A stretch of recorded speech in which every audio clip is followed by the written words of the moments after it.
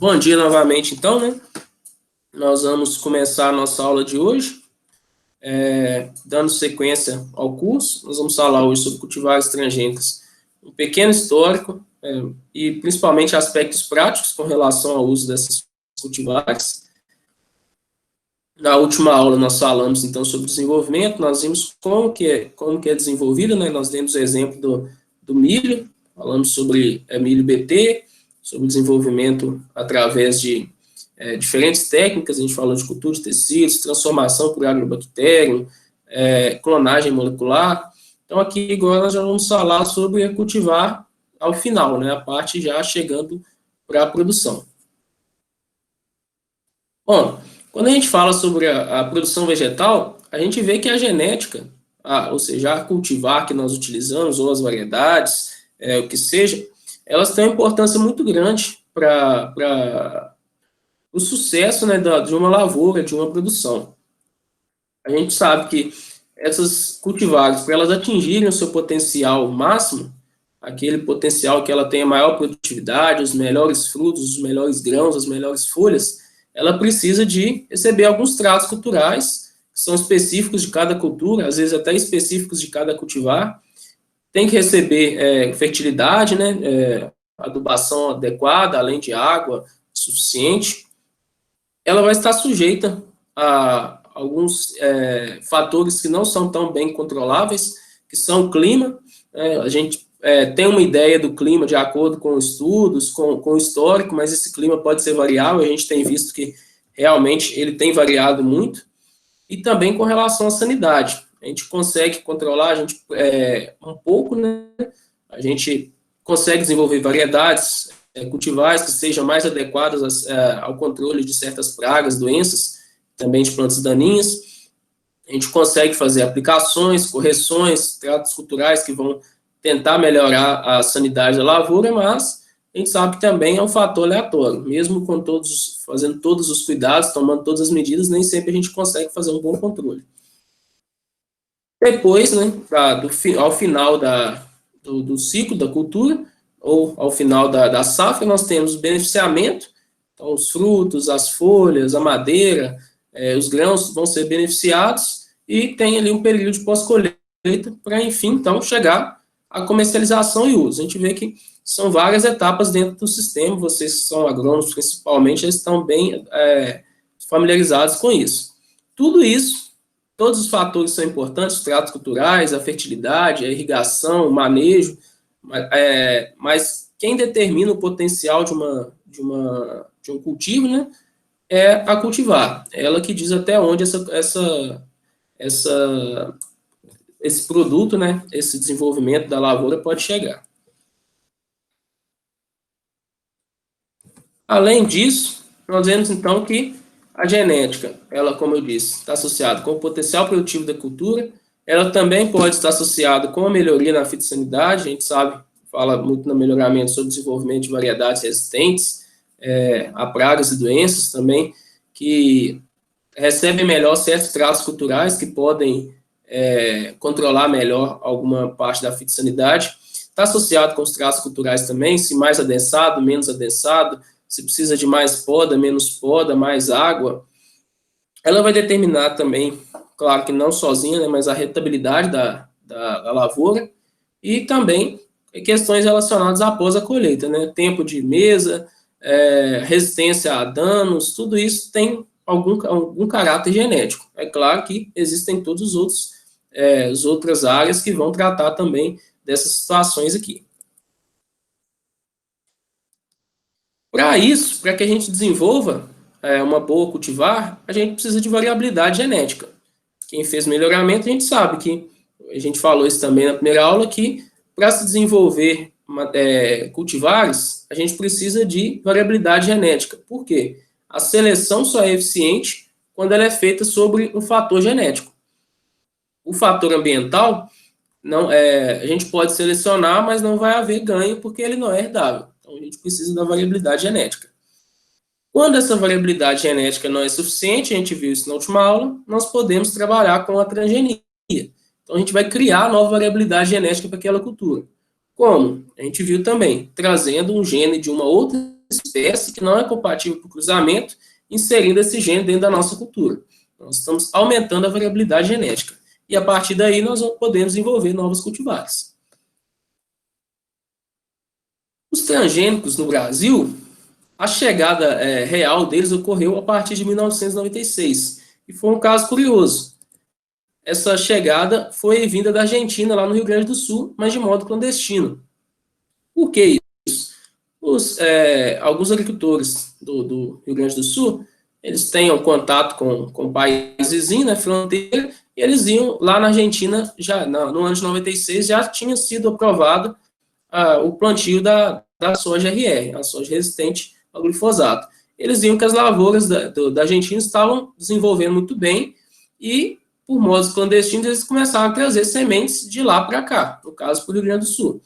E, nessa época, se teve uma discussão muito grande com relação a isso, com relação aos transgênicos, se o Brasil deveria adotar ou não, e essa discussão a gente já até comentou que, apesar de em maior ou menor âmbito, mas continua até hoje. Então, em 98, ocorreu realmente a aprovação do cultivo pela CTN-Bio. Nós vamos falar um pouco mais da CTN-Bio em outra aula, mas é o órgão que controla a questão da utilização de transgênicos na agricultura no Brasil. Isso em 98, então a soja RR foi aprovada. E assim começou realmente o cultivo oficial dos transgênicos no Brasil. Existe um site no Ministério da Agricultura que é a Cultivar Web. Você pode procurar tanto questão de cultivares protegidas quanto cultivares registradas. No caso, se a gente pesquisar sobre cultivares protegidas, no caso da soja, a gente faz a pesquisa e a gente vai ver que existem 875 registros. Isso eu fiz semana passada. Pode ser que de lá para cá tenha saído algum novo registro, mas vai ser por esse número mesmo. 875 registros, protegidas, cultivares protegidas que estão registradas nesse site de soja. E quando a gente vai visualizar essas cultivares, a gente vê esse asteriscozinho vermelho que tem aqui na frente das cultivares associado com cultivares transgênicas. Essa é a primeira página, se eu não me engano. Se vocês verem aqui, todas as cultivares aqui são transgênicas. E a verdade é essa. A grande maioria das cultivares de soja no Brasil são transgênicas, podendo ser resistente ao glifosato, como a gente vai falar, mas também com outros tipos de transgênicos. Isso ocorre também para o milho e para o algodão. Existe um outro site que também está dentro do mapa, que é com relação ao registro de cultivares. Quem fez melhoramento também vai lembrar que a cultivar precisa ser registrada, mas nem sempre precisa ser protegida. Mas quem deseja fazer a comercialização das cultivares, ele precisa proteger para garantir o direito sobre a venda do seu material. Já o registro, nem todas as cultivares que estão registradas estão protegidas. Nem todas as cultivares que foram registradas já estão em comercialização. Mas já dá para a gente ter uma ideia boa, porque aqui tem uma ferramenta diferente. Quando vocês entram nesse site de registro de cultivares, tem um campo aqui que é eventos de transformação genética. Eu posso pesquisar por ele e visualizar quais os eventos de transformação genética já existem registrados no Brasil. Aqui, aumentando um pouquinho, eu tenho a primeira parte. Eu tenho principalmente milho, soja e algodão. Se vocês olharem aqui, basicamente é milho, soja e algodão. Com uma série de registros. São, ao todo, 78 eventos de transformação genética registrados no mapa. Isso até hoje, pelo menos. Entre esses registros, nós temos aí, principalmente milho, mais 50% aqui, 45 registros desses 78, 11 de soja, 16 de algodão. E fora esses aqui, que são a grande maioria, nós temos ainda 3 de cana-de-açúcar, 1 de feijão e 1 de eucalipto. Então, o que nós temos até o momento de registro de cultivares no Brasil transgênicos são dessas 6 culturas, sendo que soja, milho e algodão responde pela grande maioria. Lembrando que nem todos estão em comercialização. O registro não quer dizer que a cultivar esteja sendo comercializada. Quando ela está protegida, aí sim, geralmente, ela está em comercialização ou está próxima da comercialização. Por exemplo, essa cultivar de eucalipto aqui, apesar de já estar protegida, não está, desculpa, já está registrada, não está protegida. Porque você tem gastos, né, para manter essa proteção, e se a cultivar não está sendo comercializada, ainda não é interessante para a empresa que desenvolveu. Boa parte desses eventos transgênicos eles estão associados com tolerância a herbicidas. Então, nós temos soja, milho e algodão. Essas três culturas são responsáveis, como eu disse, pela maioria dos transgênicos no Brasil e são aquelas que têm eventos relacionados à tolerância a herbicidas. Com relação à resistência a insetos, nós também tínhamos só essas três, mas há poucos anos agora nós tivemos a adição da cana-de-açúcar. Hoje nós temos 3 cultivares registradas de cana-de-açúcar relacionadas à resistência a insetos. Nós vamos falar um pouco mais sobre isso mais para frente. Além desses eventos, nós ainda temos alguns mais específicos, mais particulares, como, por exemplo, a soja tolerante à seca, é um evento bem mais recente. O eucalipto associado com um evento para aumento volumétrico da madeira, então aumenta a produção. E o feijão comum resistente ao vírus do mosaico dourado. Nós temos, então, essas cinco características. Tolerância a herbicidas, resistência a insetos, aumento volumétrico da madeira, tolerância à seca e resistência ao vírus do mosaico dourado. Um levantamento feito em 2019 pelo International Service for the Acquisition of Agri-Biotech Applications, o ISA, diz que, isso em 2019, que o Brasil planta mais de 50 milhões de hectares de cultivares transgênicos. E, claro, basicamente, milho, soja e algodão. Agora começando um pouco a crescer a questão da cana-de-açúcar. Mas ainda é bem pequena em relação a esses três. Isso representa cerca de 93% dos plantios de soja, milho e algodão. Fica bem próximo dos 93% para cada uma dessas culturas. Então, a gente vê que a grande maioria mesmo da soja produzida, do milho produzido, do algodão, é de sementes transgênicas. Isso é um dado muito importante. Quer dizer que a tecnologia foi bem aceita, está sendo plantada por grande parte dos produtores e está atendendo aquilo que se propõe. Senão, provavelmente, não teria uma adesão tão grande. É importante a gente pensar que as cultivares transgênicas, elas são muito semelhantes às cultivares tradicionais, mas as características em que elas foram transformadas geneticamente podem fazer com que elas demandem certos cuidados adicionais em relação àquelas que não são transgênicas. E esses cuidados, esses manejos alterados, eles variam de acordo com, então, o tipo de cada transgênico desenvolvido. Um deles, o primeiro que a gente vai falar, é com relação ao controle de plantas daninhas. O pessoal já conhece bem, seria a soja RR, o milho RR, o algodão RR, e a gente tem outros também, mas esse é o mais famoso. As plantas daninhas, elas estão presentes na agricultura há muito tempo. E elas causam problemas, vem sendo desenvolvido métodos para controlar essas plantas daninhas há muito tempo. Elas causam alguns problemas para a produção de alimentos, para a produção agrícola, né? Um deles é a competição pela luz. A gente sabe que a luz solar é necessária para se realizar a fotossíntese. E a gente sabe que muitas plantas daninhas elas têm um crescimento muito acelerado. E dependendo da situação, elas podem crescer mais rápido que a nossa cultura e acabar sombreando a cultura. Isso leva a uma perda muito grande, além de outros problemas, mas perda na fotossíntese da nossa cultura faz, então, pode levar a grandes perdas na produtividade. Elas também competem por nutrientes. Nós vamos fazer adubação e, de acordo com o modo como feita a adubação, ela pode competir mais ou menos, mas elas vão competir com os nutrientes presentes no solo. As suas raízes vão se disseminar, às vezes, como eu disse, elas têm também um potencial, muitas vezes, de se desenvolver rapidamente, e elas vão competir, isso pode também trazer danos para a nossa cultura. Elas também podem competir por água. já que suas raízes vão estar em competição com as raízes da cultura, elas podem, principalmente em regiões onde talvez você não utilizar a irrigação, então utilizar só a água da chuva, pode ser que as daninhas vão causar problemas também com relação à absorção de água.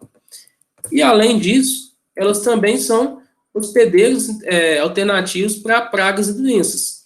Elas podem servir de abrigo para as pragas ou mesmo ser parasitadas pelas pragas e doenças.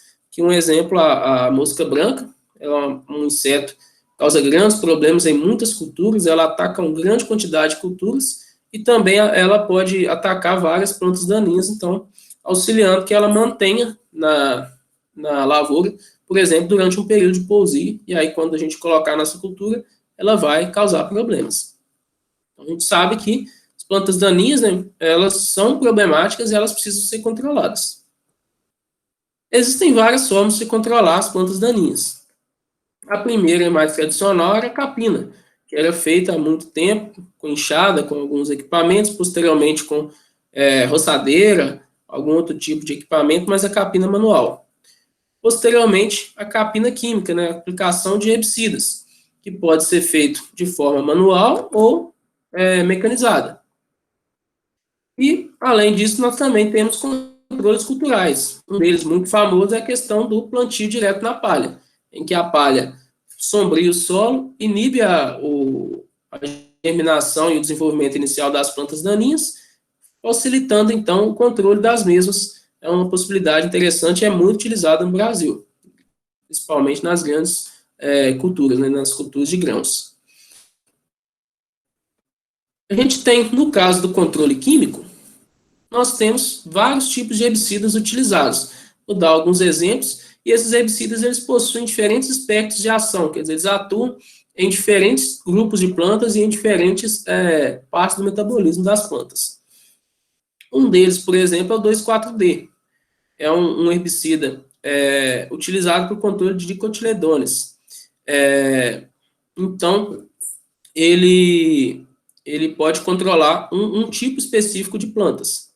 Já o paraquat, por exemplo, ele tem um amplo espectro de ação. Ele vai controlar qualquer tipo de planta, ele vai controlar tanto mono quanto dicotiledones. Um outro exemplo é o glifosato. Ele também tem um amplo espectro de ação. Ele vai controlar a grande maioria das plantas, tanto que sejam tanto daninhas quanto plantas cultivadas ou de outro tipo. E esses herbicidas também eles podem ser utilizados em diferentes situações. Por exemplo, eles podem ser utilizados em pré-emergência, então eles vão adentrar o solo, vão, por exemplo, chegar o banco de sementes que está no solo, pode ter um efeito por algum tempo, então vai controlar a emergência das plantas daninhas. Ele pode ser aplicado em pós-emergência, então, após a planta germinar, né, emergir no solo, e aí é necessário que ele tenha algum tipo de seletividade. Se eu aplicar um tipo de herbicida que ele controla todo tipo de planta, ele vai matar tanto a planta daninha quanto a minha cultura. Não é interessante, ele precisa ser seletivo. Também muitas vezes é utilizado como dissecante para facilitar a colheita, por exemplo, a colheita mecanizada. O tempo está muito úmido, a planta está vegetando muito, você pode utilizar um herbicida como dissecante e aí facilita a colheita. Bom, gente, até aqui tudo tranquilo? Bom, vamos continuar então. Entrando agora especificamente no caso da tolerância a herbicidas, né? A soja RR. É um dos casos mais famosos de tolerância a herbicidas. A soja RR, então, ela é resistente ao glifosato. O produto comercial famoso é o Roundup, da empresa Monsanto. Ele é um herbicida de amplo espectro, quer dizer que ele controla tanto folhas largas quanto folhas estreitas. Então, quando eu tenho na minha área, por exemplo, a soja e uma gramínea, e eu aplicar o meu Roundup, o meu glifosato, eu vou dissecar ambas as plantas, tanto a soja quanto a gramínea. É o problema. Esse glifosato, ele tem uma ação sobre uma enzima com o nome meio dificinho, 5-enol, piruvil, chiquimato, 3-fosfatato sintase, chamada de EPS-PS. Essa enzima ela está numa via muito importante, que é a via de compostos aromáticos, que são necessários para a produção de 3 aminoácidos essenciais, que são a fenilalanina, a tirosina e o triptofano. Então, quando é aplicado o glifosato numa planta, ela para a produção desses aminoácidos, com o tempo ela vai acabar provavelmente morrendo, porque são aminoácidos essenciais. Quais são os pontos fortes, então, do glifosato para justificar a utilização dele? Ele é utilizado em mais de 100 culturas, ele é um dos herbicidas mais famosos utilizados para muitas culturas e já há muito tempo. Ele possui uma forte adsorção ao solo, quer dizer que ele se movimenta muito pouco. Isso é importante para ele não chegar, por exemplo, a penetrar muito no solo, cair no lençol freático ou ser levado por alguma chuva. É interessante que ele não se movimente muito. Ele é inativado e biodegradado por vários micro-organismos do solo. Isso também é importante. Ele não tem um efeito muito prolongado. Então, se você faz uma aplicação, ele vai ser degradado, a chance dele causar problemas é menor. Além disso, ele é pouco volátil, então também não tem tantos problemas dele vaporizar e ir para a atmosfera, e tem um custo relativamente baixo. Então, ele não vai interferir tanto no custo de produção da nossa lavoura. Além disso, utilização de um tipo de herbicida apenas, no caso do glifosato, tem uma vantagem que é a redução da quantidade de aplicação de herbicidas. A gente vai falar, então, desenvolver uma planta que é resistente a esse glifosato, mas como ele tem um espectro tão alto, a ideia é que você precise de menos aplicações e menos quantidade de herbicidas. Você faz uma aplicação do Roundup, você vai matar praticamente todo tipo de planta daninha que tiver na área. Talvez, se você trabalhar com outro tipo de herbicida, você tenha que fazer, por exemplo, uma combinação de um herbicida com outro para poder fazer o seu controle correto. Então, ele é considerado que ele tem um comportamento significativamente mais seguro que outros herbicidas. A gente tem alguns, por exemplo, paraquat, que é bastante tóxico. Então, ele não seria tão interessante. Como que foi desenvolvida, então, a planta resistente ao glifosato? Se vocês lembrarem dessa foto aqui, nós mostramos essa foto na última aula. Essa foto é de uma infecção de Agrobacterium tumefaciens. Para quem acompanhou bem a aula ou deu uma estudada depois, Agrobacterium tumefaciens é uma bactéria que foi modificada geneticamente para ser utilizada como um vetor para transformação genética. Então, a gente utiliza a Agrobacterium tumefaciens para transferir o nosso DNA-alvo, que vai estar no plasmídio, no nosso clone, nosso vetor, para dentro das células vegetais. Nós falamos bastante sobre isso na última aula. Mas foi descoberto que ela tem uma outra característica interessante. Foi descoberto, numa bactéria de Agrobacterium tumefaciens, que é uma bactéria de solo, que ela tem resistência ao glifosato. Ela possui um gene de resistência ao glifosato. Então, quando é aplicado o glifosato, ela consegue ser... ela tem um gene que, se for transferido para uma planta, a planta consegue ser insensível, ou pelo menos uma sensibilidade bem menor à aplicação desse produto. Então, como eu disse, né, a gente, estudando o DNA dessa planta, dessa bactéria, agrobactéria, foi identificado um gene de resistência ao glifosato. A soja RR, como eu disse antes, ela foi aprovada no Brasil em 98, já era plantada anteriormente. E ela tem a necessidade de se fazer algumas alterações com relação ao manejo. Como eu disse, né, as culturas transgênicas, apesar de muito semelhantes às culturas convencionais, elas demandam algumas especialidades, algumas especificidades. No caso da soja RR, o glifosato vai ser sempre aplicado em pós-emergência. Por quê? Nós vamos fazer o plantio, vai emergir a soja e vai emergir também algumas plantas daninhas. Após cerca de 20, 30 dias, eu faço a aplicação do Roundup, a competição entre as plantas, a lavoura e as plantas daninhas ainda é pequena, e eu vou controlar boa parte, ou grande parte das plantas daninhas que existem na área.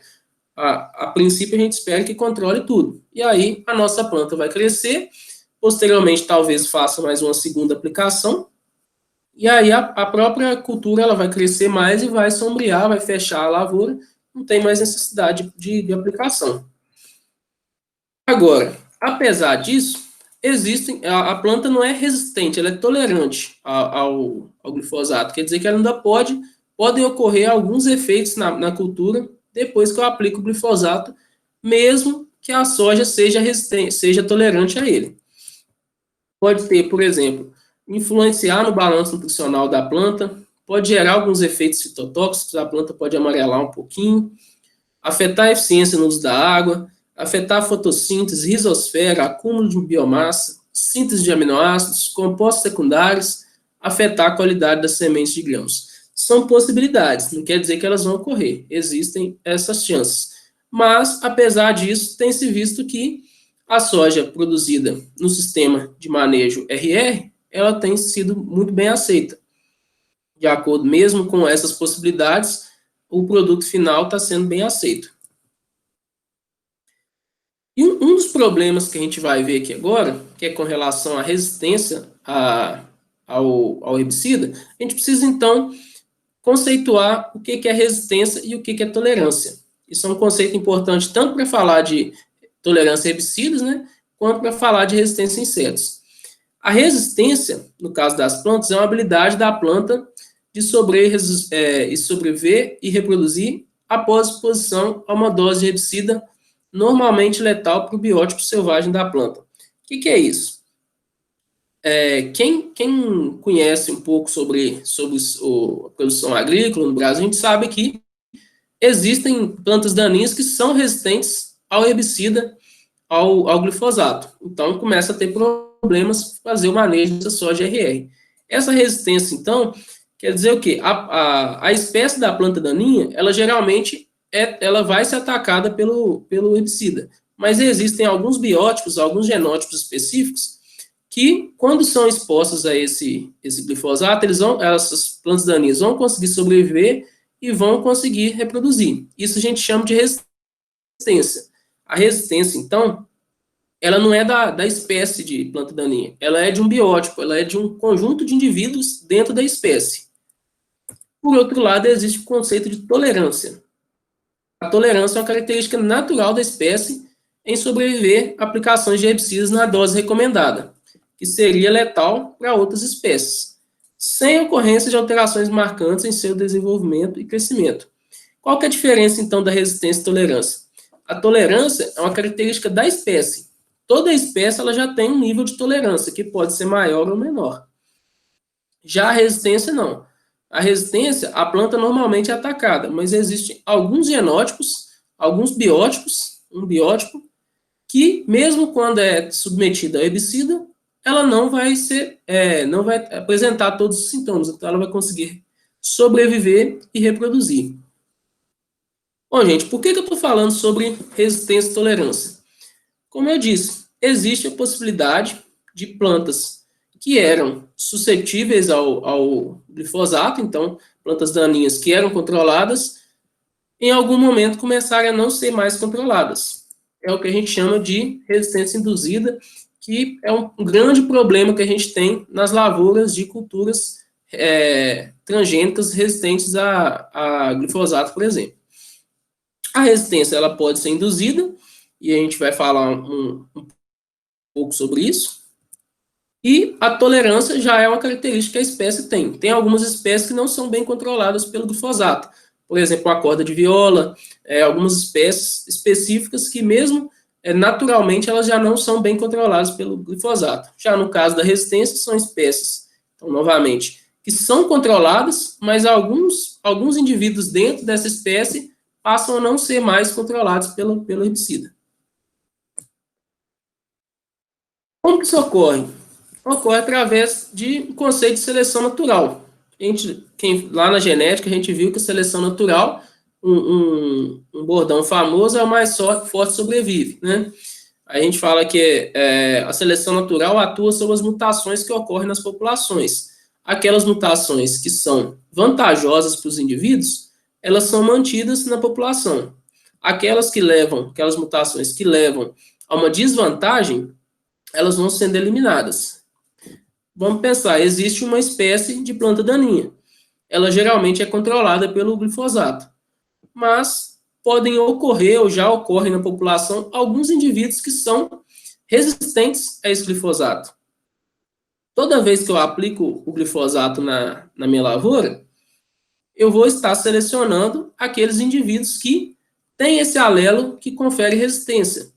Esse alelo está conferindo uma adaptação para essas plantas, então esse alelo vai começar a ser mantido e vai começar a aumentar a sua frequência. Pode chegar um momento que a frequência dele é tão grande que eu aplico o glifosato e não controlo mais aquela espécie. Por quê? A frequência do meu alelo cresceu tanto que a grande parte das plantas são resistentes ao glifosato. Esse é um problema muito grande. Isso, então, nos leva à importância do manejo correto. Evitar fazer aplicações mais do que são necessárias, e aí a gente tem que estudar caso a caso quais são as plantas que são controladas na região, e aí teria que fazer um estudo bem mais específico para cada cultura. Mas é importante, então, seguir as orientações de manejo correto, e mesmo assim, em um determinado momento, pode ser que ocorra o aparecimento, né, de biótipos resistentes. E eles existem, já são bastante problemáticos nas culturas do Brasil.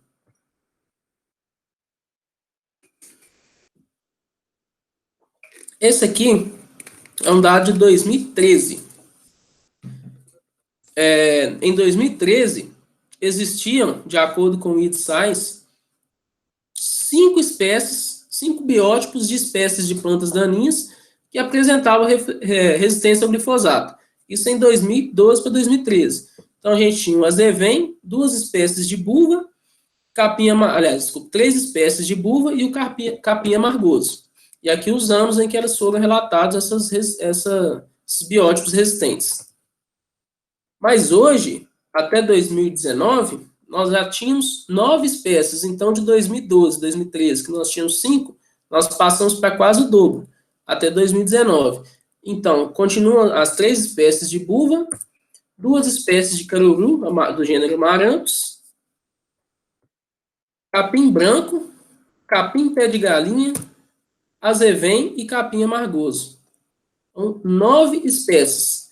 E aí, esse ano, nós já tivemos uma nova espécie sendo, um registro de uma nova espécie que apresenta um biótipo de resistência ao glifosato, que é a planta daninha conhecida como leiteiro, Euphorbia heterófila. O leiteiro é uma espécie daninha de controle de ar dificultado. E a questão do uso de cultivares resistentes ao glifosato tinha facilitado bem o controle dessa daninha. E agora, lá a Embrapa, né, Embrapa Soja, lá do Paraná, esse ano, que é a notícia de março de 2020, lançou uma publicação em que é relatado um biótipo resistente de leiteiro, resistente ao glifosato. Então, nós já temos 10 plantas. E se a gente procurar no mundo todo, nós ainda temos outras espécies também que possuem biótipos resistentes ao glifosato. Isso é um grande problema, porque nós desenvolvemos, então, uma tecnologia, ela estava sendo utilizada, ou bem ou mal, o modo como ela estava sendo utilizada, mas hoje nós já vemos que existem plantas que já não são mais controladas, e aí ela pode acabar se tornando um problema ainda maior, porque toda vez que eu fizer a aplicação, eu vou selecionar cada vez mais as plantas resistentes ao meu glifosato. Nessa publicação, o Dr. Fernando Adegas Embrapa, ele diz o seguinte: no Brasil, em média, o controle de plantas daninhas sai por volta de R$120 por hectare. Mas em regiões onde existem infecções mistas de espécies de plantas daninhas resistentes ao glifosato, o valor pode chegar a R$386 por hectare, então um aumento de mais de 200%. Dizendo que é uma tecnologia que era para resolver, mas pode acabar levando ao aumento, a uma dificuldade muito maior de se controlar. Então, tem que se pensar em alternativas para controlar esse problema das plantas daninhas. E aí, nós temos também ao invés de utilizar só o glifosato, nós podemos utilizar outros tipos de plantas resistentes a herbicidas. Vou falar sobre isso um pouquinho mais para frente. Com relação, então, a esses biótipos resistentes, a própria publicação da Embrapa, eles falam um pouquinho sobre algumas possibilidades. A gente tentar evitar essa infecção dos biótipos resistentes. Claro, eles não ocorrem em todo o Brasil, eles ocorrem em locais particulares, já que provavelmente é uma mutação espontânea que ocorreu, ela foi sendo selecionada naquela região. A ideia, já que ela já existe, a gente tentar evitar que ela chegue em outros locais. Uma das possibilidades é você evitar a compra de sementes contaminadas. Então, comprar sementes de boa índole, de boa certificação, que vão estar livres de inóculos de novas plantas daninhas, inclusive essas plantas com biótipos resistentes. A limpeza dos implementos agrícolas, principalmente com relação àqueles de colheita, e quando você faz a colheita, a planta daninha está lá na sua área, é possível que as sementes dela vão entrar em contato com a semente que você está colhendo da sua cultura, no caso a soja. Essa semente poderia ser levada para outro lugar, então levar esse biótipo resistente para uma outra região. Isso seria um problema. Também, no caso do controle da infestação desses biótipos, na lavoura, a gente pode trabalhar com capinas mecânicas, né, roçadeira, trabalhar com outros tipos de herbicidas. Então, a gente viu que o glifosato ele tem um tipo de ação, que é na enzima EPS-PS. Mas existem vários outros herbicidas e nós poderíamos utilizar outro tipo de herbicida para controlar essas plantas daninhas resistentes. Além de controle cultural. A gente fala sobre rotação de culturas, redução do período de pousio para evitar que a planta daninha se multiplique na área, plantio na palhada, então, como a gente falou anteriormente, plantio direto evita a emergência das plantas daninhas, fazer uma coisa conjunta que possa auxiliar no controle desses biótipos resistentes nos locais onde eles ocorrem, para evitar que eles sejam problemas naqueles locais e também que eles se multipliquem e cheguem a novas regiões. Bom, além da soja, como eu já tinha dito, nós temos também o milho e o algodão resistentes ao glifosato. Mas o glifosato não é o único herbicida para o qual foram desenvolvidas cultivares transgênicos resistentes. No caso da soja, por exemplo, além do glifosato, nós temos soja resistente ao glufosinato de amônio, resistente a herbicidas de imidazolina e dicamba. No caso do algodão, além do glifosato, nós temos também resistência ao glifosinato de amônio. Então, são novas cultivares, desenvolvidas muitas vezes por outras empresas, e que têm resistência a um outro tipo de herbicida. No caso do milho, além do glifosato, nós temos resistência ao glufosinato de amônio, ao 2,4-D, ao aloxifop e a CCase AOP. Então, no caso da soja e do milho, principalmente, você tem várias opções de cultivares resistentes a diferentes tipos de herbicida. E você pode, inclusive, ter combinações entre diferentes tipos de herbicidas e combinações com outros eventos transgênicos também, que a gente vai falar um pouco mais. Bom, gente, encerrando aqui a parte de resistência a herbicidas, nós vamos agora falar um pouco sobre Depois de falar sobre tolerância a herbicidas, nós vamos falar agora sobre resistência a pragas. Alguém quer fazer algum questionamento com relação à parte de herbicidas? Bom, então vamos em frente. Assim como as plantas daninhas, as pragas na agricultura também trazem grandes problemas aos cultivos. Nós temos redução na produtividade da cultura, mas também ela pode levar à depreciação do produto final, pode atacar os frutos, atacar os grãos, as folhas, o caule, pode levar à transmissão de doenças. A gente tinha dado um exemplo anterior da Benemisa tabaci, né, a mosca branca, ela é vetor de vários tipos de vírus, os afídeos, os pulgões também, e aumento dos custos de produção. Então, as pragas são um grande problema da agricultura e é um problema muito antigo e difundido em praticamente todas as culturas, em maior ou menor grau. Nós temos vários métodos para se controlar pragas. Por exemplo, métodos mecânicos. Um exemplo bacana, assim, bem didático, é a questão da fruticultura. Em muitas culturas você faz o ensacamento dos frutos, quando eles estão começando a se desenvolver, para evitar o ataque da mosca das frutas, por exemplo, que vai reduzir ou até acabar com o valor comercial de um produto, de uma fruta. Nós temos a aplicação de defensivos, de inseticidas, né, uma grande quantidade de tipos de inseticidas que foram desenvolvidos estão disponíveis. Nós temos possibilidade de fazer controle biológico.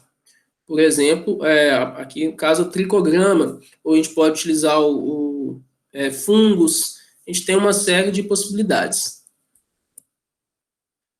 A ordem das lepidópteras é uma das principais ordens dentro da classe dos insetos que causa problemas na agricultura. Nós temos vários tipos de lagartas, né, e mariposas que atacam uma grande quantidade de culturas e causando danos realmente importantes. Por exemplo, a Spodoptera frugiperda, que é a lagarta do cartucho do milho, a Helicoverpa amígera, que ataca várias culturas, incluindo o algodão, Anticaster gematalis, que é a lagarta da soja, a Diatressa caralis, que é a broca da cana, e várias outras lagartas de borboletas e mariposas que atacam também hortícolas, fruteiras, uma série de culturas. Então, tendo isso em vista, nós partimos então para desenvolvimento de cultivares transgênicas resistentes a insetos, especialmente os lepidópteros. E nós já falamos bastante sobre isso na primeira aula, que foi como foi feito o desenvolvimento do milho BT. A primeira aprovação de um milho BT no Brasil foi em 2007, que é o milho resistente a insetos. Nós vimos, então, lá na nossa aula passada, que a lagarta do cartucho, por exemplo, é um grande problema na cultura do milho e que existia a possibilidade de se controlar ela tanto com inseticidas químicos, né, quanto com a aplicação do Bacillus thuringiensis, uma bactéria que libera endotoxinas e mata as populações de lagartas. Com isso, proteger a nossa cultura.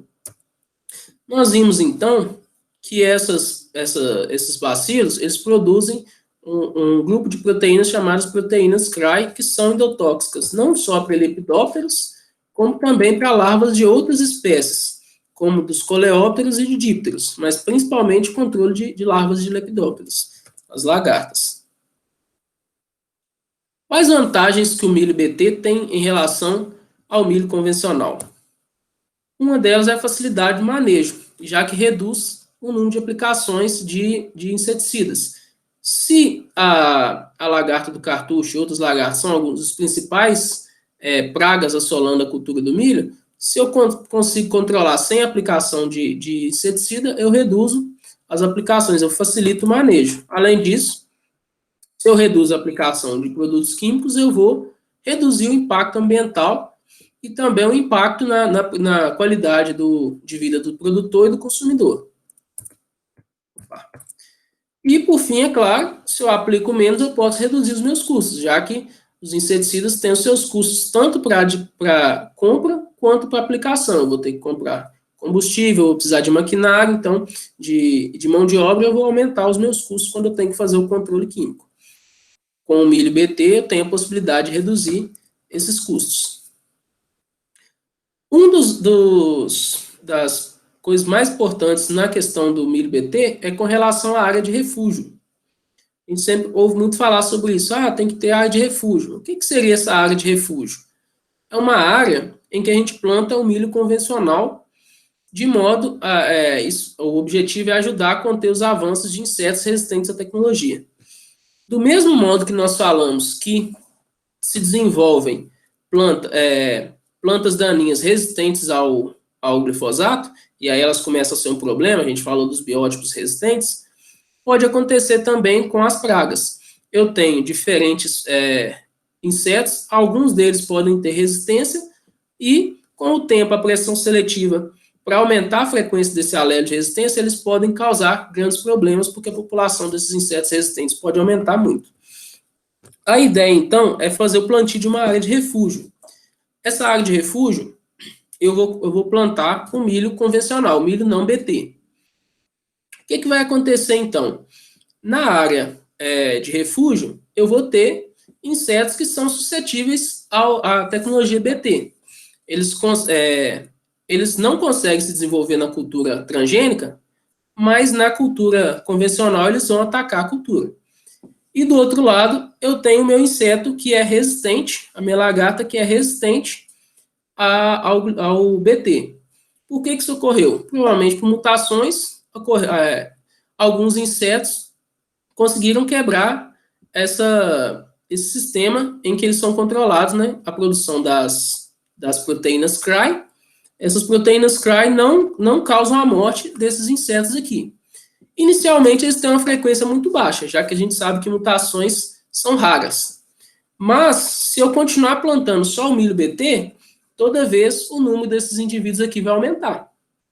Agora, se eu planto uma área de refúgio em que se desenvolvem os insetos que são suscetíveis à tecnologia BT, então, se eles comerem a planta transgênica, eles morrem. Mas se eles comerem a planta convencional, eles vão se desenvolver. Eu vou possibilitar que esse indivíduo aqui suscetível cruze com o indivíduo resistente. Vamos entender aqui, pensando um pouquinho na parte genética. A resistência à tecnologia BT é decodificada por um alelo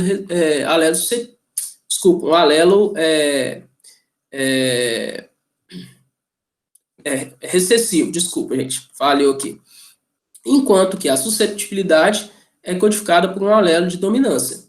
Então, eu preciso ter os dois alelos em homozigose para que o indivíduo seja resistente.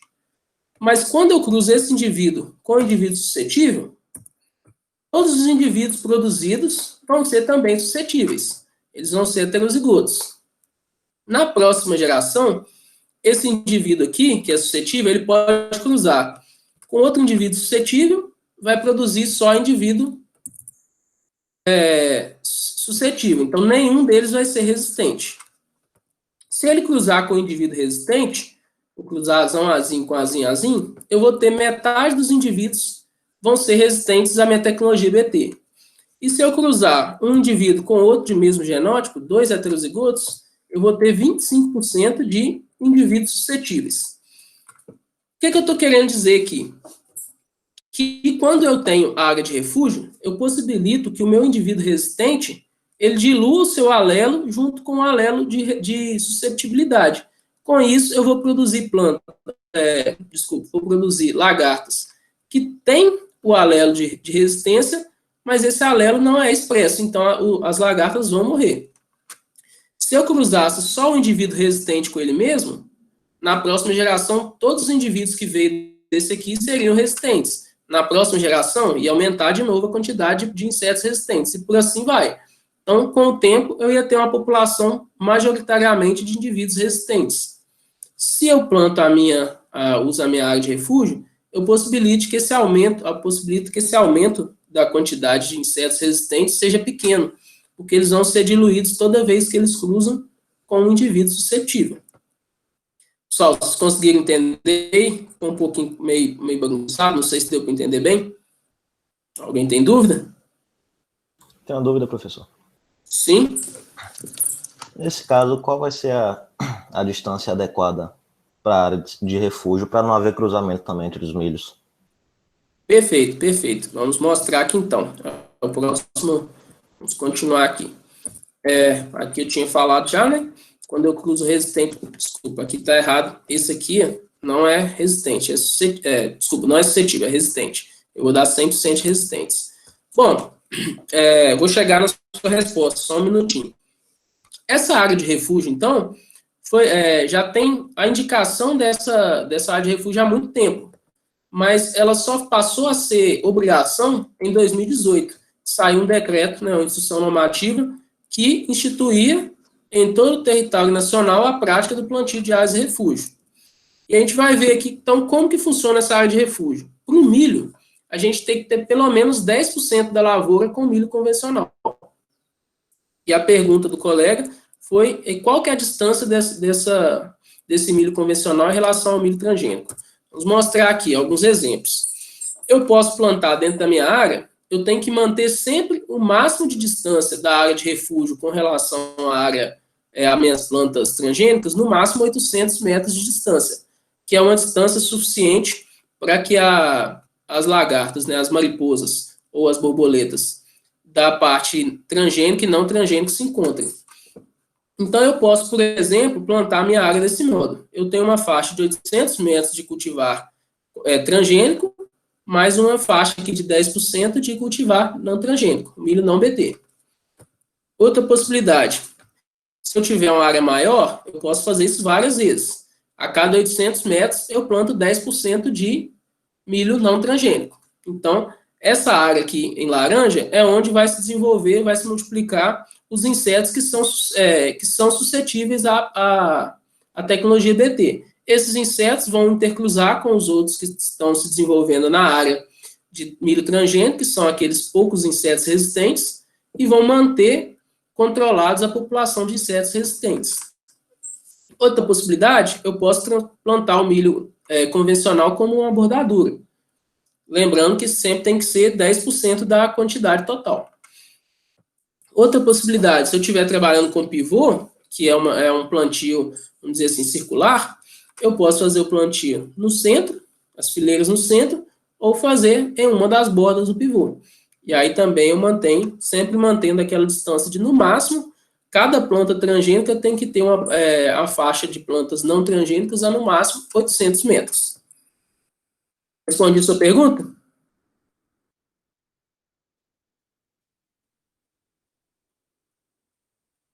Colega que fez a pergunta? Tá por aí? Professor? Sim? Mas, nesse caso, não haveria cruzamento entre os milhos resistentes e não resistentes à praga? Sim, só que essa resistência? existe cruzamento entre os milhos. Só que o que acontece? Esse milho aqui vai ser considerado todo transgênico, certo? A área de refúgio é para controlar o desenvolvimento das pragas. Mas se todo esse milho eu vou colher ele em conjunto e vou vender como milho transgênico. Mas eu não vou vender esse milho como semente, certo? Esse milho vai ser vendido como grão. E aí eu vou colher esse milho aqui como sendo um grão transgênico. Agora, com relação a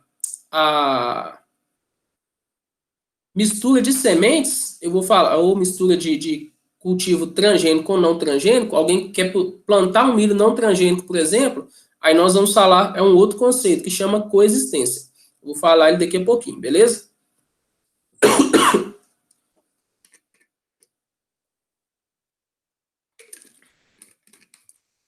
Bom, eu vou chegar então daqui a pouquinho na parte da coexistência. A gente tem essas possibilidades para o cultivo de milho transgênico, do milho BT. Nós temos 10% de área de refúgio, que deve ser plantado no máximo a 800 metros de cada planta, não de planta transgênica. Já para o algodão e para a soja, e mais recentemente também para a cana-de-açúcar, nós temos um percentual de 20% para a área de refúgio. Isso provavelmente é de acordo com a especificidade das pragas que são controladas. Algumas possivelmente podem ter uma necessidade, uma área maior de refúgio. Especificamente sobre a questão da resistência a pragas, nós tivemos recentemente a aprovação em 2017 da primeira cana geneticamente modificada aprovada no mundo, comercialmente aprovada no mundo. E foi desenvolvida pelo CTC, Centro de Tecnologia Canavieira, que é uma empresa brasileira em conjunto com uma empresa israelense, se eu não me engano. Uma tecnologia muito interessante, já começou a ser aprovada, acho que em 2015, e já foi liberada para plantio e já está sendo plantada. Recentemente, por exemplo, ela foi liberada para plantio no Nordeste, agora em junho. Mas desde o ano passado, se eu não me engano, pelo menos desde o ano passado, ela já está sendo plantada no Centro-Oeste. Tive amigos que trabalham para aqueles lados que me falaram que já trabalharam com essa cana resistente a pragas. Como eu disse, uma das principais pragas da cultura da cana é a broca da cana, né, Diatreia sacaredes. Bom, eu posso fazer controle químico na área de refúgio? Essa é uma pergunta interessante, porque eu tenho 10% ou até 20% da minha área separada para a área de refúgio. E essa área, se eu não controlar pragas, ela vai ter uma produtividade muito baixa. 20% da minha área com produtividade baixa é um problema grande para o produtor. O que eu posso fazer? Eu posso controlar e as outras pragas que atacam a cultura. Não é só as lepidópteras que atacam, existem outras, existem hemípteras, coleópteras, existe uma grande quantidade de pragas. Então, no caso da área de refúgio, a gente só faz o controle químico quando as infestações são muito graves. Se a infestação for leve, é melhor não fazer o controle. Mas se for necessário fazer o controle, eu teria que utilizar inseticidas seletivos e nunca baseado na tecnologia BT. Então, eu nunca vou pulverizar bacilos thuringienses na minha área de refúgio. Porque com isso eu também vou estar selecionando insetos resistentes, já que é o mesmo gene, é o mesmo produto que está sendo desenvolvido. É aquelas proteínas CRY, que elas podem ser desenvolvidas tanto pela planta transgênica quanto pelo bacilo. Então, eu nunca vou aplicar BT, Bacillus thuringiensis, né, o formulado da bactéria, na minha área. Eu posso utilizar outros métodos de controle também. Por exemplo, eu posso liberar insetos predadores, né, insetos para fazer controle biológico, como, por exemplo, tricograma, que ataca alguns lepidópteros. A ideia é só fazer o controle se for necessário, mas nunca utilizar baseado em BT, porque senão eu vou ter uma pressão de seleção também alta para selecionar insetos resistentes. Bom, acontece de se desenvolver, assim como se desenvolvem biótipos de plantas daninhas resistentes ao glifosato, se desenvolveram também pragas, né, lepidópteras resistentes à tecnologia BT. Com isso, foram sendo desenvolvidas novas gerações da tecnologia BT, que seriam plantas transformadas com mais de um gene para essas proteínas CRY, que não é uma proteína só, um grupo de proteínas, são vários genes. Se eu coloco um novo gene, mesmo o inseto que era resistente à primeira geração do milho BT, ele pode ser suscetível a essa nova proteína CRY, até que possa correr de aparecer novamente uma população resistente também a essa proteína. Mas aí vai desenvolvendo novas gerações. Nós temos a segunda e até a terceira geração de plantas BT, com diferentes genes de produção de proteínas CRY. Inclusive, nós temos até outras proteínas que também controlam insetos. Por exemplo, aqui, nós tivemos recentemente a Corteva e a TMG. A TMG é uma empresa grande de semente de soja e algodão, lançaram um algodão transgênico de amplo aspecto. Eles tinham 3 genes de resistência, sendo 2 da proteína CRY e mais um outro gene de resistência. Com isso, melhorando o controle das lagartas da cultura do algodão. É comum, inclusive, nós trabalharmos com a combinação de eventos transgênicos. Quando a gente fala hoje em cultivares de soja e milho, geralmente eles são Intacta Pro. O que seria isso? É uma tecnologia que combina resistência a lagartas, né? Isso na soja e no milho, que é o BT, e também tolerância ao glifosato da segunda geração, que é o RR2. Então, é muito comum você ter uma planta, uma cultivar transgênica que tenha 2, às vezes 3, 4 eventos de transformação genética ao mesmo tempo. Quanto mais, já que a gente não trabalha com a resolução de um problema sozinho, a gente tem que pensar no todo. Então, você pode combinar, por exemplo, resistência a um tipo de herbicida, que pode ser o glifosato ou outro tipo, com resistência a lagartas, por exemplo. Bom, o colega tinha perguntado com relação à polinização de plantas não transgênicas pelas plantas transgênicas. Nós vamos entrar nesse assunto aqui agora, quando a gente falar um pouquinho sobre fluxo gênico. Se vocês lembrarem, lá na disciplina de melhoramento, a gente fala muito sobre o tipo de método de reprodução das plantas, sistema reprodutivo das plantas cultivadas. Nós temos aqui um gráfico assim, simples, uma linha de coisas simples, em que nós temos a ocorrência de autofecundações e de cruzamentos. Então, quando as plantas fazem mais de 95% de autofecundações, ou menos que 5% de cruzamentos, elas são consideradas autógamas. Elas se reproduzem principalmente por autofecundação. Já aquelas plantas que fazem mais de 95% de cruzamentos ou menos de 5% de autofecundação, elas são chamadas de alógamas. São plantas que se reproduzem por cruzamentos. Aquelas que têm entre 5% e 95% de cruzamento e de autofecundação são consideradas intermediárias. Então, quando a gente pensa nessas nossas culturas transgênicas, a gente tem que a soja é considerada autógama, o algodão é uma espécie intermediária, que dependendo da literatura, dependendo do local, dependendo da quantidade de polinizadores, dependendo de uma série de condições, ela tem registro de 2% até 100% de cruzamentos. Então, é uma cultura que varia muito entre a autofecundação e os cruzamentos entre plantas diferentes. E nós temos o milho, que é um modelo de plantas alógamas. E aqui, vamos dizer, fora dessa classificação, nós temos a cana-de-açúcar, que é uma planta, ela é propagada geralmente em modo sexuado. Ela até pode fazer cruzamentos, mas em condições muito específicas que geralmente não ocorrem no campo de produção. Para que isso é importante pensar no sistema reprodutivo com relação aos transgênicos? É muito importante quando a gente pensa na pergunta do nosso colega. Eu tenho numa área milho transgênico e em outra área milho convencional. Quando eu tenho esses milhos chegam na fase reprodutiva, o milho convencional pode mandar pólen lá para a região do milho transgênico. Vai, então, ter uma planta transgênica que recebeu o pólen do milho convencional. Não seria problema. Pode ocorrer, mas não vai ter problema para essa pessoa que produz transgênico. Agora, o contrário seria um problema.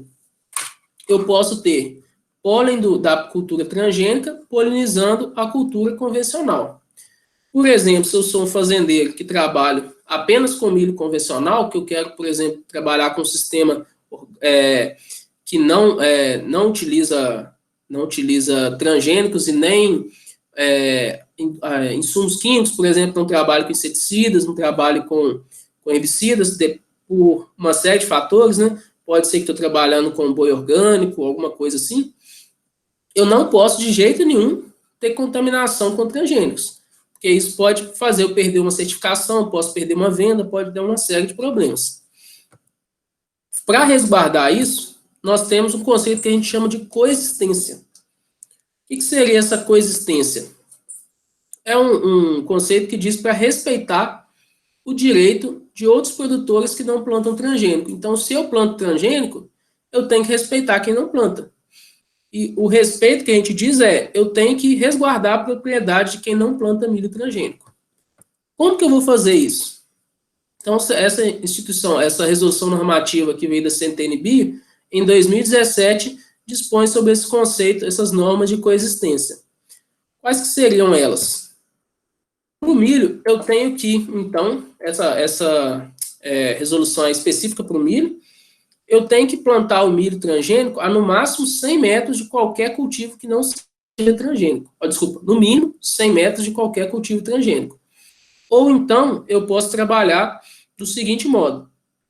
Eu tenho que manter uma distância de 20 metros e mais 10 fileiras de bordadura com milho convencional que seja bem parecido com a minha cultivar transgênica. Então, com o mesmo porte, o mesmo ciclo. Bom, se a gente ilustrar, a gente consegue visualizar melhor como que seria esse sistema. Então, o primeiro modelo, eu tenho uma lavoura de milho transgênico e o meu vizinho tem um milho convencional. Para manter a coexistência, para resguardar esse meu vizinho, como eu faço fronteira com ele, os últimos 100 metros da minha fronteira, eu não vou plantar milho geneticamente modificado, eu não vou plantar o meu milho transgênico. Eu posso fazer o quê? Eu posso plantar um milho convencional nesses 100 metros, ou eu posso plantar uma outra cultura, qualquer outro tipo de cultura, ou eu posso deixar essa área sem plantio. Eu só não posso colocar milho transgênico nessa área, nesses 100 metros. Bom, mas 100 metros, para mim, é uma área muito grande. Eu posso fazer o seguinte, então. Ao invés disso, eu planto 10 linhas de milho convencional, logo depois da minha lavoura de milho transgênico, e depois eu deixo mais 20 metros em que eu não planto milho transgênico. Então, pode ser, eu posso plantar mais 20 metros de milho convencional, ou eu posso plantar mais 20 metros aqui com qualquer outra cultura, ou eu posso deixar mais 20 metros aqui de pousio, uma área que eu não estou cultivando. Então, eu tenho que manter 10 linhas de milho não transgênico, do mesmo porte, do mesmo tipo de ciclo da minha cultura transgênica, e mais 20 metros que não tenha milho transgênico. Esses 20 metros podem, inclusive, contar com uma rodovia.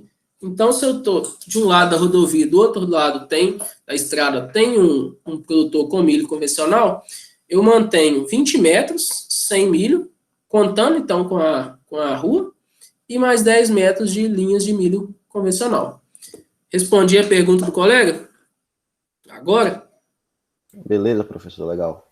Beleza. Bom, para algodão, soja e cana, não existem normas de coexistência, o que pode causar um certo problema. Por quê? A soja, a gente sabe que é uma autógama que faz muito poucos cruzamentos, então realmente não seria um problema tão grande. Mas o algodão tem sim, a gente falou que ele pode ter de 2 até 100% de cruzamentos, mas não tem essa norma de coexistência. E o algodão pode, inclusive, cruzar até com espécies nativas. Essa é uma possibilidade, já que no Brasil nós temos várias espécies de algodão que ocorrem até naturalmente. Existem algumas indicações do que poderia ser feito. Algumas distâncias, de acordo com outros trabalhos que foram feitos nos Estados Unidos, mas no Brasil não tem nada concreto que diga qual que seria a distância mínima para fazer a coexistência entre uma lavoura de algodão transgênico e uma lavoura de algodão convencional. Bom, gente, além dessas tecnologias de resistência a pragas e tolerância a herbicidas, nós temos ainda alguns outros tipos de cultivares transgênicas registrados no Brasil, que podem estar em plantio ou não. Uma delas é uma soja tolerante à seca. É uma tecnologia bem recente, que já estava sendo plantada em outros países, como, por exemplo, na Argentina, acho que desde 2017, a soja HB4 da TMG e da Verdeca, desculpa. É uma soja que foi transformada com o gene do girassol. Girassol é uma cultura que já é considerada mais tolerante à seca, tolerante aos efeitos da seca. Ela tem esse gene associado com uma menor sensibilidade ao gás etileno, ao hormônio etileno. A gente sabe que o etileno está associado com a senescência da planta. Então, como essas plantas são menos sensíveis ao etileno, a falta de água, não a falta total, né, mas a redução do nível de água, faz com que não afeta tanto essa planta, ela mantém por mais tempo verde. Com isso, ela tem um maior desempenho em situações moderadas de estresse. É claro que se o estresse for muito grande, a planta não tem como sobreviver sem água. Por isso que não é resistência, é tolerância. Ela tolera a falta de água, ou não a falta, né? A limitação da oferta de água por mais tempo do que uma planta não transgênica, uma planta convencional. E um dado aqui que parece básico, mas que é importante, ela não perde desempenho em condições normais. Por que a gente fala isso? Já há muito tempo tem se pesquisado o uso da transgenia para aumentar a tolerância das plantas à seca, ao estresse. Seca não é um termo tão bom, né? Ao estresse hídrico. Só que, geralmente, esses genes, eles tinham um problema, que quando você tinha o déficit hídrico, a planta realmente ela tinha um desempenho melhor.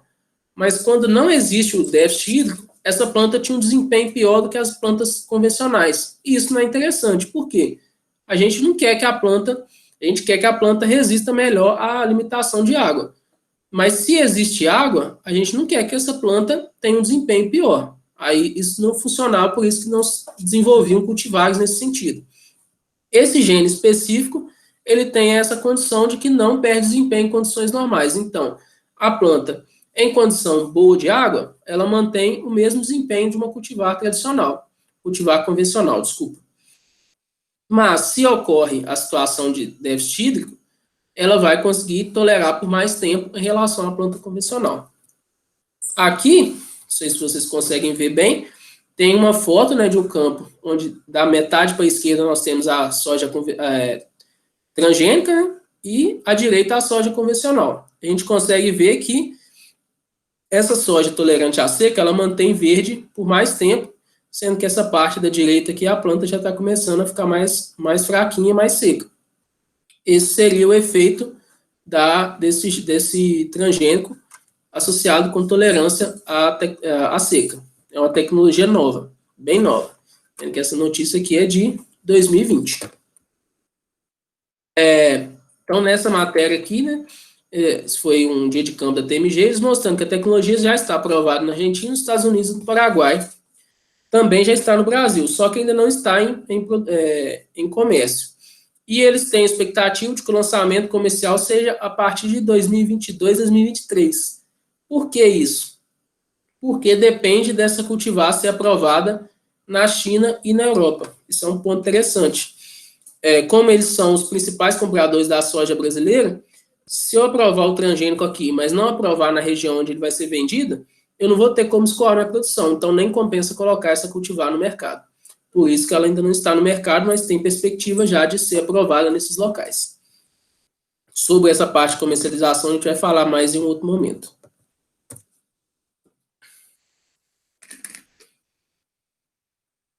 Pessoal, uma outra possibilidade, que a gente já comentou sobre ele, e quem fez disciplina comigo já também falei, é a questão do feijão transgênico, desenvolvido pela Embrapa, e já foi aprovado no Brasil em 2011.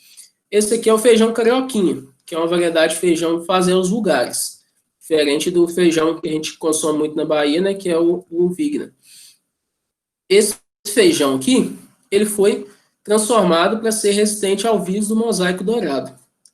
Quem trabalha com feijão sabe que esse vírus do mosaico dourado é um dos grandes problemas da cultura do feijão, e não existe modos de você fazer o controle dessa doença. Controlar doenças com vírus é muito complicado. Geralmente, o que você consegue controlar é o inseto vetor que leva esse vírus para a nossa área. Que pode ser, no caso do feijão, do vírus do mosaico dourado, é a mosca branca, a Bemisia tabaci. Existem outros insetos que também transmitem vírus. Desde que essa doença chegou na sua área, se você não controla o inseto, você não consegue controlar a doença. E controlar a mosca branca é bem complicado, porque ela é hospedeira, ela ataca uma grande quantidade de plantas, sendo cultivadas ou não. Então, ela é bem complicadinha de se trabalhar, de se controlar. Esse feijão, então, transgênico, foi desenvolvido toda a tecnologia brasileira, foi aprovado em 2011, isso há 9 anos. E até hoje ele não está ainda em cultivo comercial. Como eu disse, ele é transmitido pela mosca branca, e ele foi transformado do seguinte modo: eles isolaram um gene do próprio vírus e inseriram esse gene no feijão. Com isso, é como se fosse feita a imunização da planta. A planta já reconhece, ou como se o vírus já estivesse atacando, ela já tem um sistema que faz o controle. Então, quando o vírus chega, a planta já está pronta para controlar a infecção do vírus. É como se fosse uma vacina. Já nos últimos anos, a Embrapa já está tentando voltar com esse feijão para o comércio. Ela chegou a anunciar que iria comercializar, mas por uma série de fatores eles seguraram o feijão. E aí, nos últimos anos, eles estão tentando, já anunciaram que ia começar a comercialização dessas sementes, e está tendo também um pouco de receio com relação ao setor de produção de feijão, principalmente com relação a medo de como os consumidores vão reagir na oferta de feijão transgênico no mercado. Então, tem saído muitas notícias falando que esse feijão vai chegar aos pratos brasileiros em 2020, mas não chegou. Estive conversando com alguns colegas, nem para pesquisa tem se conseguido acesso a esse feijão, mas ele vai sair em algum momento.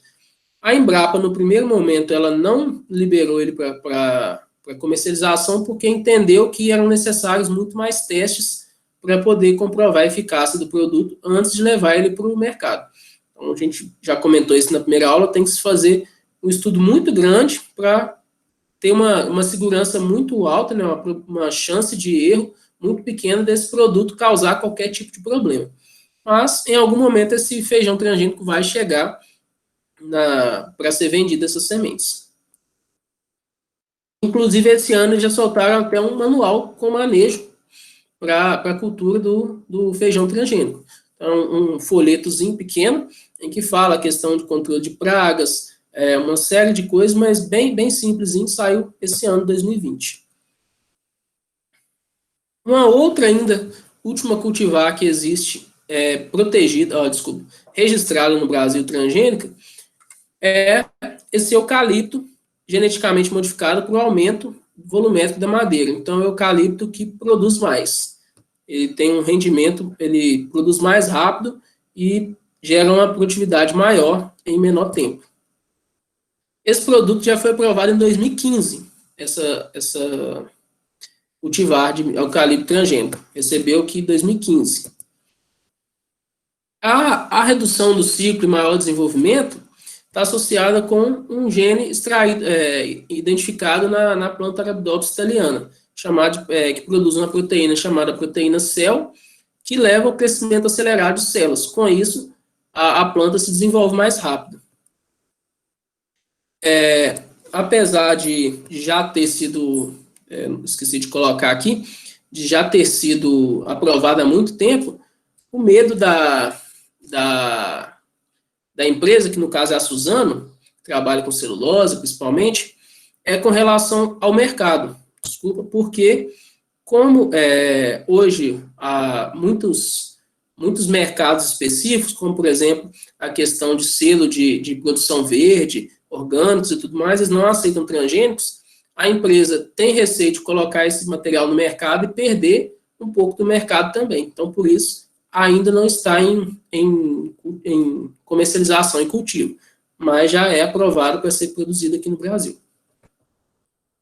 Bom, gente, chegando ao final aqui, então, aqui eu coloquei um livrozinho que tem disponível na internet, além de algumas coisas que eu utilizei, mas esse livrinho aqui fala bastante sobre manejo de cultivos orgânicos, desenvolvido pela Universidade Federal do Paraná.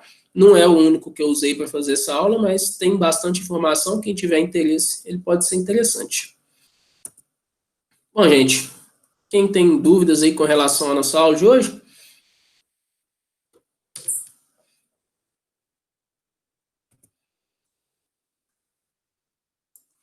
Pessoal, alguém tem alguma coisa para questionar? Todo mundo craque, então. Professor? Sim? Tem uma pergunta para te fazer. Assim, você acha que essa questão da F2 dos transgênicos, né, essa limitação genética que tem a F2, é uma manipulação, na verdade, é uma limitação genética ou é uma manipulação de quem está produzindo para poder tornar refém a venda nesse monopólio? Você ficar vinculado, né, ter sempre que estar adquirindo novas sementes, ficar vinculado àquela indústria. Bom, Juninho, seguinte, na verdade não é um caso específico dos transgênicos. Se você pensar na soja, por exemplo, você pode plantar a soja e colher e plantar de novo, porque ela é uma planta autógama. Então, a semente vai ter a mesma constituição genética da planta mãe. Então, você pode colher e plantar. O milho não, o milho é alógamo.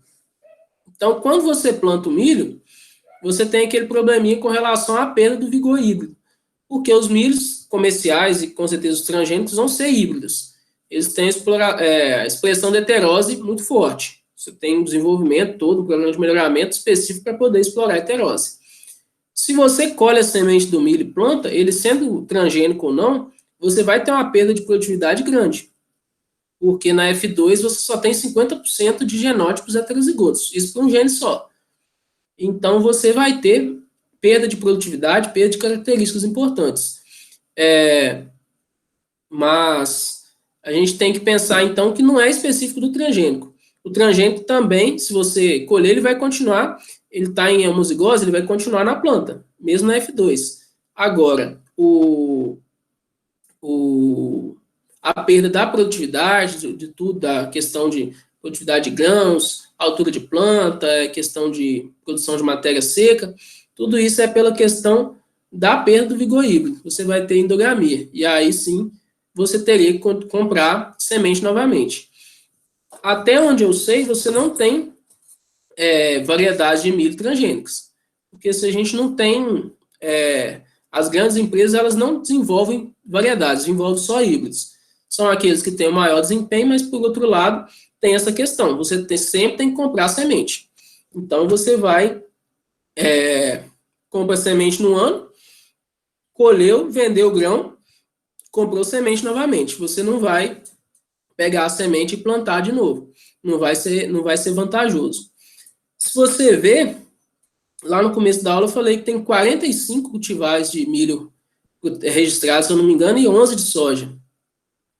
Porque desenvolver variedade de soja te dá um retorno menor do que a de milho. Porque você vende a semente uma vez só. A do milho você vende mais. Você vende todo ano.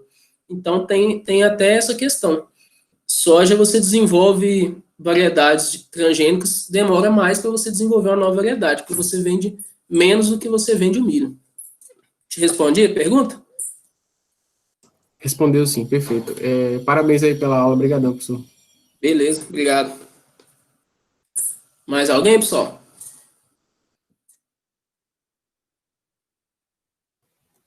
Professor? Sim? Em relação à resistência de milho, soja, a pragas, pode chegar a uma época em que o número de aplicação de inseticida ser zerado por conta dessa resistência? Olha, Jean, eu acho, pode ser, mas eu acho difícil, porque assim, o sistema agrícola é muito dinâmico, né? Uma praga que há 10 anos você nem conhecia, hoje ela pode ser uma praga muito importante. E às vezes uma praga que foi importante há muitos anos, hoje já não é uma praga secundária, ou até nem secundária. E eu acho que quanto mais você controla as pragas principais, as secundárias, isso aí não é muito a minha área, mas estou extrapolando aqui um pouco. Mas outras pragas vão começar a ser importantes. E você desenvolver talvez uma planta com uma quantidade muito grande de genes específicos para certas pragas, eu não sei se seria viável. E, bom, hoje a gente tem de resistência a doenças praticamente só o BT, que é para lepidópteros e algumas larvas de coleópteros também, alguns outros ordens, né? Mas basicamente para lepidópteros. E acho que talvez controle um pouco de hemíptero também. Mas você teria que identificar genes específicos para cada tipo de praga e transformar uma planta que tivesse todos esses. É possível que quando você fizesse isso, outros tipos de pragas apareceriam. E ao mesmo tempo a gente tem esse problema, né, da aparecimento de resistência também. Em menor escala, mas acontece também. Eu acho que, pelo menos no futuro próximo, isso não seria possível, não. Mas não estou dizendo que não é possível. Eu acho que não seria, pelo menos no futuro próximo. Teria que ter um investimento muito grande, tanto de pesquisa quanto de dinheiro. E existia a possibilidade de realmente conseguir fazer isso, que eu não sei se é possível ainda.